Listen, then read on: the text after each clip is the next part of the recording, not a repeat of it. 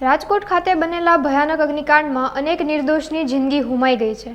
અગાઉના અગ્નિકાંડ અને ગોઝારી ઘટનામાં પીડિતોને ન્યાય મળેલ ન હોવાથી રાજકોટમાં ટીઆરપી ગેમ ઝોનમાં પીડિત પરિવારોને ન્યાય અપાવવા માટે રાજકોટ શહેર કોંગ્રેસ સમિતિ અને રાજકોટ જિલ્લા કોંગ્રેસ સમિતિ દ્વારા પીડિત પરિવારોને ન્યાય અપાવવા કાલથી ઐતિહાસિક ત્રિકોણબાગ ચોક ખાતે ઉપવાસ ધરણા આંદોલન શરૂ કરવામાં આવ્યું છે, જેમાં અગ્નિકાંડમાં મૃત્યુને ભેટેલા વિવિધ પરિવારો પણ ઉપવાસમાં જોડાયા હતા।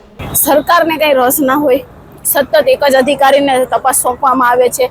એ એસઆઈટીની રચના કરી રહ્યા છે, પણ એના આગળ કઈ નિવારણો નથી આવી રહ્યા। કોઈ શું અસલમાં ગુનેગાર છે એ કોઈ હજી સુધી બહાર નથી આવ્યું।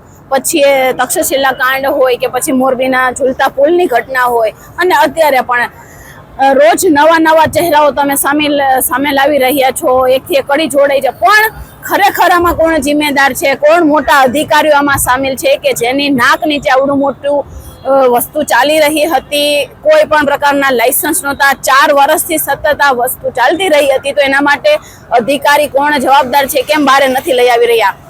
અને બીજો પ્રશ્ન એ કે એસઆઈટી તમે કરો છો, વારે જ્યારે હોય ત્યારે એસઆઈટી, પણ શું એસઆઈટી આવીને શું કરે છે એ તો આપો। કોઈ તટસ્થ એવા અધિકારીને લઈ આવો કે જે નિષ્ઠાવાન હોય અને ખરેખર તપાસમાં રસ લઈને એવા અધિકારીઓને બહાર લઈ આવે કે જે આ કાંડમાં ઇન્વોલ્વ હોય।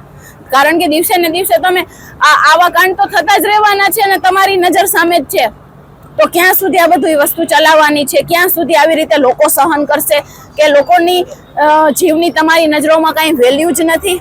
તમે હાલતે ને ચાલતે બસ પૈસા ડિક્લેરેશન કરી દો છો। શું પૈસાથી લોકોના જીવ ખરીદી લેશો?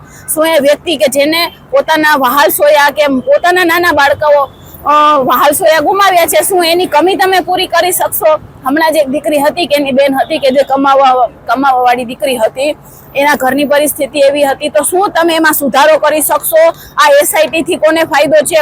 સરકાર સિવાય કોઈને ફાયદો હોય એવું લાગી નથી રહ્યું। એટલા જ માટે અમે લોકોનો અવાજ છીએ અને લોકોનો હંમેશા અવાજ બનીને વિરોધ પક્ષ ઉભો રહેશે, અને અમે લોકોને પણ રિક્વેસ્ટ કરીએ છીએ કે આપ પણ હવે અવાજ ઉપાડો। વિરોધ પક્ષ તમારી સાથે છે। જો તમારે ખરેખર ન્યાય જોતો હોય તો તમારે પણ તમારો અવાજ બુલંદ કરવો પડશે। સરકાર સામે તમારે પણ આંખો મોટી કરવી પડશે અને એમને બતાવવું પડશે કે તમારા થકી સરકાર છે, સરકાર થકી તમે નથી।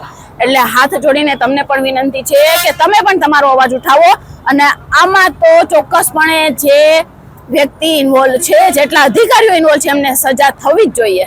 2 દિવસ પહેલા ઘણા નેતાઓએ એમ કીધું કે ભાઈ મારું નામ ખુલે તો હું જાહેર જીવન છોડી દઈશ, કોર્પોરેટરે એવું કીધું, તો અમે તો આવું પૂછ્યું નતું કે તમારા નામ ખુલશે કે નહીં ખુલે। તમે સામેથી આવીને એમ કીધું કે મારું નામ ખુલે, એનો મતલબ એ કે સીધો ઈશારો છે કે આમાં ઘણા બધા લોકો ઇન્વોલ્વ છે।